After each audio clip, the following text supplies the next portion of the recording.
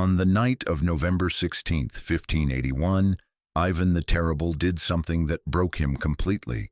He raised his hand against the one person he needed most, his own son, his heir, the future of his dynasty, and he killed him. Tsarevich Ivan Ivanovich was not just any prince. He was everything his father had built toward: intelligent, strong, politically sharp, the one man in all of Russia capable of holding the empire together after his father was gone. He was 27 years old. He had survived Ivan's court. He had survived the Oprichnina. He had survived decades of living beside a man who trusted no one. He did not survive one night in November. By 1581, Ivan the Terrible was a dying man. Decades of violence, paranoia, and illness had destroyed his body and his mind. His empire was weakening. The Livonian War had drained Russia for 20 years without victory. On that November evening, Ivan entered the chambers of his son's wife, Yelena. What he saw, or believed he saw, enraged him. She was dressed in a way Ivan considered immodest, improper for a woman carrying the future heir of Russia. He attacked her, beat her. She miscarried the child she was carrying. His son heard the screams and walked in. The prince did something almost no one in Russia dared to do.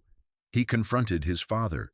"You imprisoned my first 2 wives in monasteries for no reason. Now you have killed my 3rd child." For a man who had executed thousands for far less, this was not an argument. It was a death sentence. Ivan raised his iron-tipped staff. He struck his son across the temple. The prince collapsed. Blood spread across the floor of the chamber. Ivan's rage vanished instantly. He threw himself onto his son, screaming, pressing his hands against the wound, calling for doctors. But the damage was done. For 4 days the prince clung to life. Ivan never left his side. He wept. He prayed. He sent enormous donations to monasteries across Russia, begging God to save the son he had destroyed. On November 19th, 1581, Tsarevich Ivan Ivanovich died, and with him, the future of the Rurik dynasty.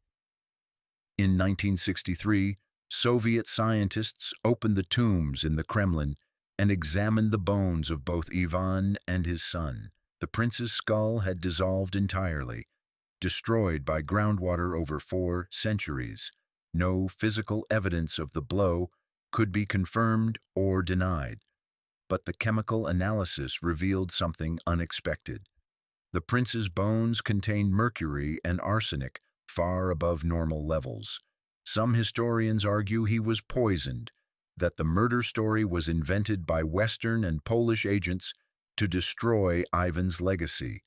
Others note that mercury and arsenic were commonly used as medicine in the 16th century. The truth remains buried, literally. Ivan the Terrible died in 1584, 3 years after his son. The throne passed to his other son, Fyodor. Weak, childless, and incapable of holding an empire together, Fyodor died without an heir. The Rurik dynasty, 7 centuries of Russian royalty, ended. What followed was 15 years of famine, civil war, and foreign invasion. The time of troubles.